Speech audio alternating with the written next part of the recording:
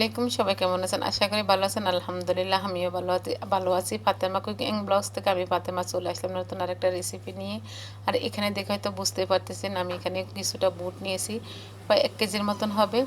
তো বুটগুলো আজকে আমি বুটের রেসিপিটা আজকে আপনাদের সাথে শেয়ার করবো, যেহেতু সামনে রমজান। আর রমজানে আমরা অনেকে দেখা গেছে যে যারা নতুন গৃহিণী আছেন তারা অনেক সময় দেখা গেছেন যে বুটের মানে সহজভাবে বা খুব মানে রেস্টুরেন্ট স্টাইলে যে বুট ভাজিটাই সেটাও আমরা অনেকে জানি না।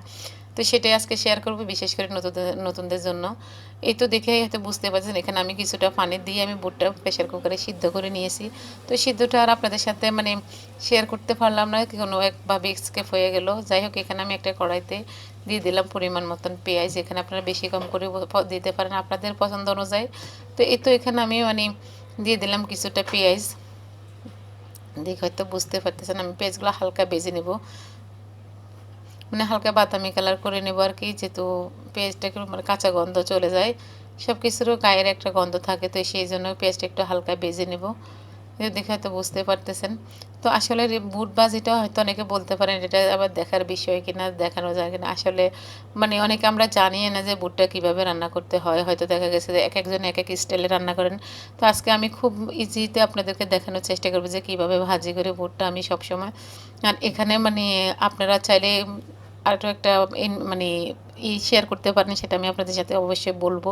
এখানে আজকে আমি দিনে সেটা আপনাদের সাথে শেয়ার করবো, কি দিনে বা কি এখানে আরও বেশি ভালো মানে মজা করার জন্য কিছু যে রেসিপিটা মানে এত রেস্টুরেন্টে এত মজা হয় সেটা আমরা বাসা বাড়িতে দিলে কেন মানে রান্না করলে অনেক সময় মজা হয় না, সেটাই আপনাদের সাথে আজকে শেয়ার করব।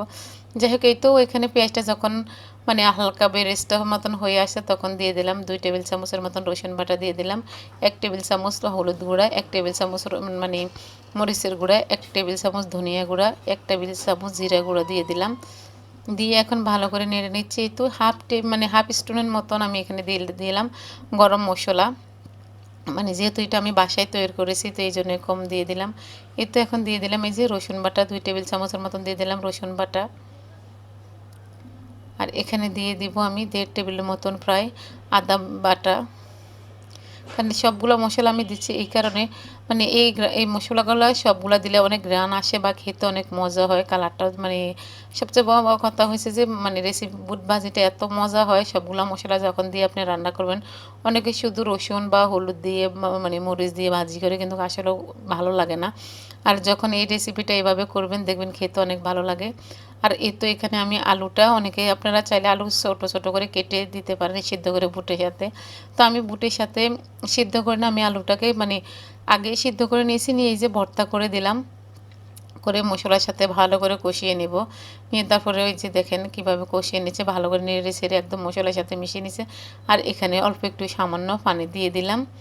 দিয়েই তো পানিটা মানে যেন মশলাটা উপরে উঠে চলে আসে আলুর সাথে মিশে যায়, সেভাবে ভালো করে নেড়ে ছেড়ে একদম মিশিয়ে নেব।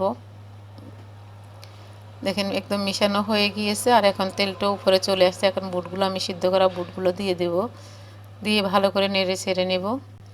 এই তো এখন ভালো করে নেড়ে চেড়ে সামান্য পানি দিয়ে দিলাম, বুটটা যেন মানে ভালোভাবে।